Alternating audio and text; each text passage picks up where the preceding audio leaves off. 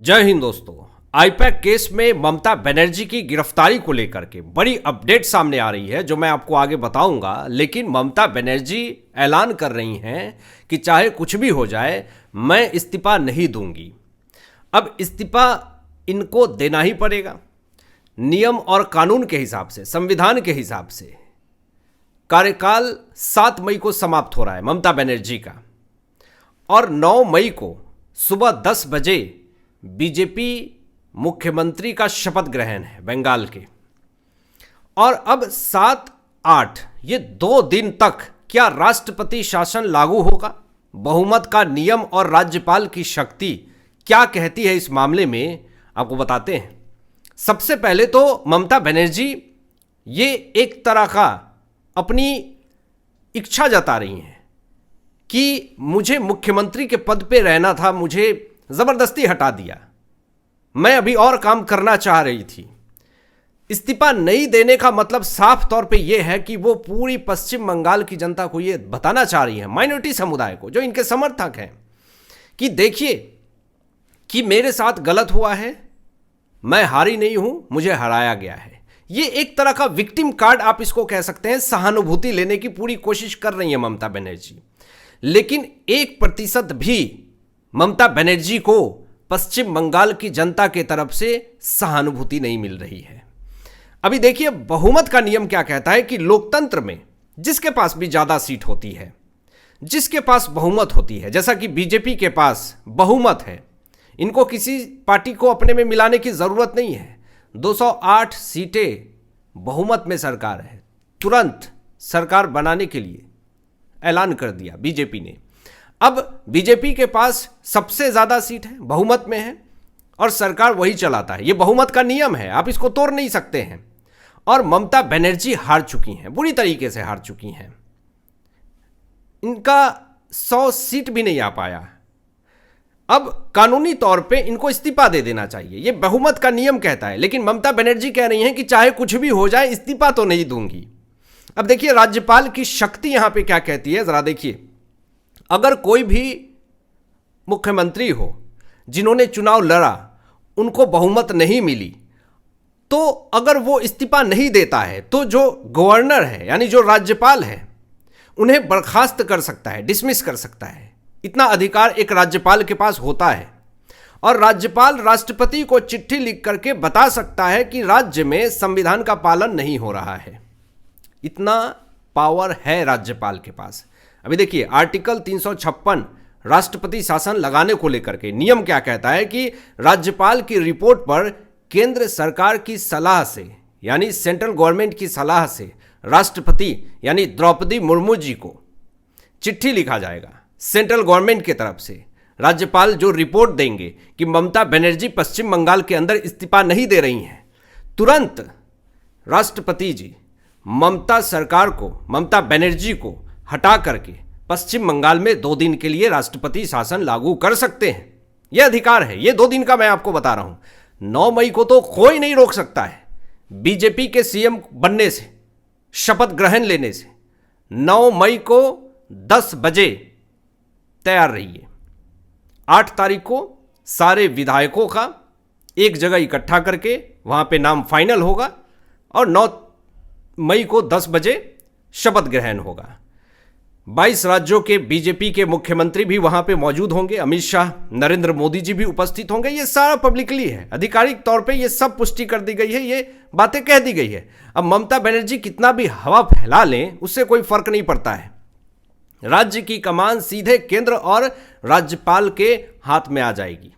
अब देखिए यहां पे कि अगर मुख्यमंत्री जो है वो अपना दफ्तर खाली नहीं करती हैं, जिस तरीके से वो इस्तीफा नहीं दे रही हैं, तो वो अपना दफ्तर नहीं खाली करेंगी, सीएम आवास नहीं छोड़ेंगी, पद नहीं छोड़ेंगी, तो सीधा पुलिस, सेंट्रल फोर्सेस के जरिए उनको पद से बेदखल किया जा सकता है। ये भी पुलिस और सुरक्षा बल का अधिकार है, क्योंकि बिना बहुमत के पद पर बने रहना ये गैर कानूनी है, और इससे ममता बनर्जी के ऊपर एक बड़ी कार्रवाई हो सकती है।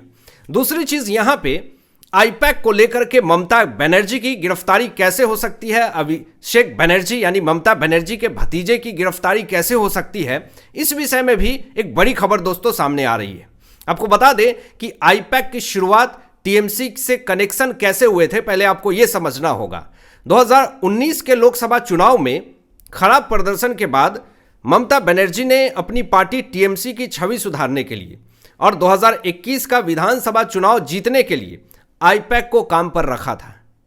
कहा था कि बहुत फजीहत हो गई है टीएमसी की, तो आईपैक जो है वो पीआर करो, हमारे टीएमसी का पीआर स्टंट करो, चुनावी रणनीति बनाओ। तो इसके लिए आईपैक को हायर कर लिया और उस वक्त दीदी के बोलो जैसे अभियान इसी का हिस्सा था, आईपैक का ही। अब यहां पे देखिए आईपैक से अभिषेक बनर्जी का क्या कनेक्शन है। पूरा झोल आईपैक और अभिषेक बनर्जी का है, जिससे अभिषेक बनर्जी से तार ममता बनर्जी के जुड़े हुए हैं, क्योंकि ममता बनर्जी के भतीजे हैं अभिषेक बनर्जी, और अभिषेक बनर्जी आईपैक के सबसे बड़े समर्थक माने जाते हैं। अब विवाद कब बढ़ा? जब पार्टी दो गुटों में बट गई। एक पुरानी पीढ़ी के नेता जो पुराने हैं, जो 15-20 साल से जुड़े हुए ममता बनर्जी से, जो पुरानी सोच के हैं, जो ममता बनर्जी के वफादार हैं, एक गुट ये हो गया। और दूसरा नई पीढ़ी के नेता यानी अभिषेक बनर्जी और आईपैक के समर्थक। उसी वक्त से आईपैक को लेकर के दो गुटों में टीएमसी बट गई और फिर विवाद बढ़ने लगा। उसके बाद दोस्तों जनवरी 2026 में ईडी ने कोलकाता में आईपैक दफ्तर के ऊपर छापा मारा, जिसमें कि प्रतीक जैन के घर के ऊपर भी छापा मारी। और चौंकाने वाली बात यह हुई कि ममता बनर्जी आनन फानन में जब इन्फोर्समेंट डायरेक्टरेट छापा मारती है तो वहां पे ये पहुंच जाती हैं और ग्रीन फाइल लेकर के वहां से भाग जाती हैं।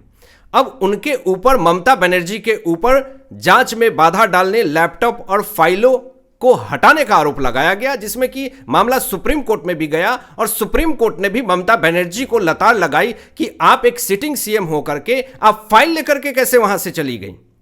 और इन्फोर्समेंट डायरेक्टरेट के अधिकारियों को धमकाया गया, इन्फोर्समेंट डायरेक्टरेट के अधिकारियों को पीटा गया, इन्फोर्समेंट डायरेक्टरेट के गाड़ी के ऊपर शीशे पे हमला किया गया। आप लोकतंत्र की बात करते हैं, आप लोकतंत्र के ऊपर प्रहार कर रही हैं, आप सबूत को मिटाने की कोशिश कर रही हैं, आप अपने बल का गलत प्रयोग करने की कोशिश कर रही हैं। सुप्रीम कोर्ट ने बहुत खरी खोटी सुनाई ममता बनर्जी को। और देखिए सबसे बड़ा सवाल यह उठता है कि क्या उसमें कुछ ऐसे सबूत थे जिसको हटाने की कोशिश कर रही थी ममता बनर्जी। इसीलिए ममता बनर्जी आनन फानन में आती हैं और फाइल लेकर के चली जाती हैं। कहीं ना कहीं अब जांच बैठ रही है, इन्फोर्समेंट डायरेक्टरेट जांच कर रही है। आईपैक मामले में अभिषेक बनर्जी, ममता बनर्जी की गिरफ्तारी भी हो सकती है। इसमें बड़े बड़े भ्रष्टाचार के राज खुले हैं। आईपैक कनेक्शन, हवाला के जरिए पैसे भेजे जा रहे थे आईपैक को, और ये वही आईपैक है जो टीएमसी की चुनावी रणनीति तैयार करता है, जो अभिषेक बनर्जी से जुड़े हुए हैं, जिसके तार ममता बनर्जी से जुड़े हुए हैं। और यही ममता बनर्जी ये कह रही थी कि स्टेट गवर्नमेंट में कोई भी सेंट्रल गवर्नमेंट की एजेंसियां इंटर करे, चाहे वो इन्फोर्समेंट डायरेक्टरेट हो, सीबीआई हो, सबसे पहले सेंट्रल गवर्नमेंट की एजेंसियों को इंटर करने से पहले स्टेट गवर्नमेंट से पूछना होगा। यही ममता बनर्जी धमकी दे रही थी सेंट्रल गवर्नमेंट की एजेंसी को। देखिए आज हालत ये हो गई कि सेंट्रल गवर्नमेंट की 2.5 लाख से ज्यादा फोर्सेज घुस गई अंदर, लेकिन ममता बनर्जी का एक कुछ ना चला। और स्थिति यह है कि ममता बनर्जी के पास अब ना पावर है, ना सिक्योरिटी है। अभिषेक बनर्जी जो अपने घर के बाहर एक एमपी होने के नाते 350 से 400 पुलिस फोर्सेस तैनात किया करते थे, आज मुश्किल से 5 से 10 पुलिस फोर्स इनको मिली है। ये सब बेफजूल की खर्चे अभिषेक बनर्जी मलाई खा रहे थे सत्ता की, आज पूरी तरीके से इनकी करारी हार हो गई है। अब जरा देखें यहां पे कि मनी लॉन्ड्रिंग, पैसों की हेर फेर का मामला आईपैक के ऊपर लगा हुआ है। आईपैक के सह संस्थापक की गिरफ्तारी भी हुई। ईडी ने आईपैक के सह संस्थापक को गिरफ्तार करके कहा कि बड़ी मात्रा में मनी लॉन्ड्रिंग हुई है। जांच एजेंसियों का कहना है कि ये राजनीति, चुनावी फंड और एजेंसियों के खर्चों के बीच में ये कनेक्शन की जांच कर रहे हैं, जिसमें कि बड़ी मात्रा में भ्रष्टाचार हुआ है, जिस पे जांच हो रही है। अभी देखिए सिर्फ और सिर्फ टीएमसी के ऊपर यही नहीं आरोप लगाए गए हैं। अभी टीएमसी के अंदर कितना बड़े लेवल पे भ्रष्टाचार हुआ है, इसका खुलासा खुद टीएमसी के नेता दे रहे हैं, जो मैं आपको दिखाऊंगा। जरा देखिए, जरा ये 5 करोड़ रुपए नहीं दिए तो टिकट नहीं मिला। ये पूर्व क्रिकेटर और एमएलए मनोज तिवारी ने आरोप लगाया है कि टीएमसी के ऊपर भ्रष्टाचार का आरोप लगाया है और पार्टी से नाता तोड़ दिया है। और ऐसा एक मामला नहीं है, यहां पे मनोज तिवारी का यह भी आरोप है कि लगभग 70 से 72 उम्मीदवारों ने टिकट पाने के लिए 5-5 करोड़ रुपए दिए हैं। तो इस तरीके से कमाई कर रही है टीएमसी पार्टी और इस तरीके से ये लोकतंत्र की रक्षा करेंगे और इस तरीके से पश्चिम बंगाल में ये विकास करेंगे। अपने ही उम्मीदवारों से 5-5 करोड़ रुपए लेकर के टिकट दे रहे हैं और आप बात करेंगे भ्रष्टाचार को खत्म करने की। अब जरा देखें, पूर्व खेल राज्य मंत्री रहे मनोज तिवारी ने बताया कि पार्टी में आंतरिक लोकतंत्र खत्म हो चुका है। यह खुद टीएमसी के रहे नेता ये बात कह रहे हैं और आप बात करेंगे कि लोकतंत्र खतरे में है। अभी आप ये देखें, समीक भट्टाचार्य बंगाल भाजपा अध्यक्ष ने एक बड़ा स्टेटमेंट दिया है कि बंगाल में बीजेपी सरकार बनते ही 6 महीने के अंदर हम श्वेत पत्र जारी करेंगे, जिसमें यह बताया जाएगा कि टीएमसी ने हाई कोर्ट से लेकर के सुप्रीम कोर्ट तक महंगे वकीलों पर कितना रकम खर्च किए हैं अपने बचाव में। सुप्रीम कोर्ट से लेकर के और हाई कोर्ट में ममता बनर्जी ने कपिल सिब्बल से लेकर के तमाम कोलकाता हाई कोर्ट में वकीलों के ऊपर पैसे छींट दिए। अब उसको लेकर के भी बीजेपी जो है वो एक श्वेत पत्र जारी करेगी। यहां पे अमित शाह जी का भी एक बड़ा स्टेटमेंट आया है कि भवानीपुर के लोगों को सलाम किया है और उनके जनादेश ने यह साफ कर दिया है कि एक अराजक शासक का क्या हश्र होता है। ममता बनर्जी को किस तरीके से वहां के लोगों ने ही किस तरीके से उनको हराया, पूरी दुनिया ने देखा। अभी देखिए दोस्तों, उत्तर 24 परगना में भाजपा कार्यकर्ताओं ने पहले दिन ही एक सड़क का नाम बदल दिया। इस सड़क का नाम पहले मस्जिद बारी रोड था और अब इसका नाम बदल करके नेताजी पल्ली रोड रख दिया गया है। अभी आगे एक बड़ी खबर यह भी सामने आ रही है, जरा देखें आप, कि भाजपा सांसद सौमित्र खान ने स्टेटमेंट दिया है कि ममता बनर्जी सरकार में जब थी तब भी ड्रामा करती थी और सरकार में नहीं है उसके बाद भी ये ड्रामा कर रही हैं। दीदी एक्टिंग बहुत अच्छा करती हैं। हर कोई तंज कस रहा है ममता बनर्जी के ऊपर। टीएमसी से आज़ादी अब मिल चुकी है लोगों को। कहीं कहीं कट मनी जो लिए जा रहे थे गरीब ड्राइवर से, ट्रक ड्राइवर से 20 रुपये, 25 रुपये, 50 रुपये, वो सब खत्म हो गया पश्चिम बंगाल में। अभी यहाँ पे एक बड़ी खबर आई कि अवैध टोल प्लाजा जो है वो लिया जा रहा था, तो टीएमसी ट्रकों से अवैध टोल वसूली की जा रही थी, जिससे बीजेपी के कार्यकर्ताओं ने उससे आज़ादी दिलाई। अभी देखिए, अभिषेक बनर्जी की ये हालत हो गई है कि अब अभिषेक बनर्जी को लोग चोर चोर चिल्ला रहे हैं। जरा देखें आप पोस्ट में, सिर्फ 2 दिन पहले ये गृह मंत्री अमित शाह जी को धमकी दे रहे थे और आज कायरों की तरह भाग रहे हैं। बीजेपी के कार्यकर्ता अभिषेक बनर्जी को देखते देखते चोर चोर चोर चोर का नारा लगाने लगे और भागे वहां से।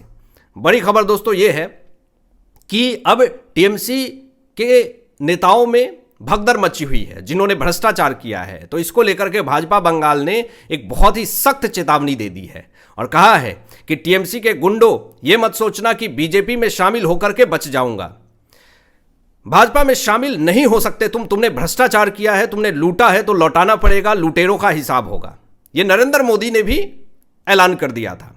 आगे भाजपा बंगाल ये भी स्टेटमेंट दे रही है कि टीएमसी में रह करके जिसने भी अपराध किया है वो ये ना सोचे कि भाजपा में शामिल होकर के सुरक्षित हो जाऊंगा। किसी भी अपराधी को बंगाल भाजपा में शामिल नहीं किया जाएगा, ये पहले ही ऐलान कर दिया गया है। कोई तिकरमबाज भ्रष्टाचारी ये सोचे कि मैंने तो बहुत दबा करके टीएमसी में काम करके लूटे हैं, अब चलो भाजपा में शामिल हो जाता हूं, बच जाऊंगा, तो बहुत टीएमसी के नेता जो हैं वो कोशिश कर रहे हैं भाजपा में आने के लिए। लेकिन भाजपा बंगाल की तरफ से एडवाइजरी जारी कर दी गई है पहले ही, प्रेस कॉन्फ्रेंस जारी कर दी गई है पहले ही। भाई तुम कितना भी कोशिश करो, हम तो अपने पार्टी में लेने वाले नहीं है। तुम एक गद्दारी हो, भ्रष्टाचार किए हो, तुमने जनता के पैसे को लूटा है, तुमको लौटाना पड़ेगा और जेल के सलाखों के पीछे भी जाना पड़ेगा। आपकी क्या राय है दोस्तों? इन तमाम विषयों पर अपनी विचार व्यक्त कीजिएगा। मिलते हैं लेटेस्ट ब्रेकिंग एनालिसिस के बाद, तब तक अपना ध्यान रखें, ख्याल रखें। सत्यमेव जयते। जय हिंद।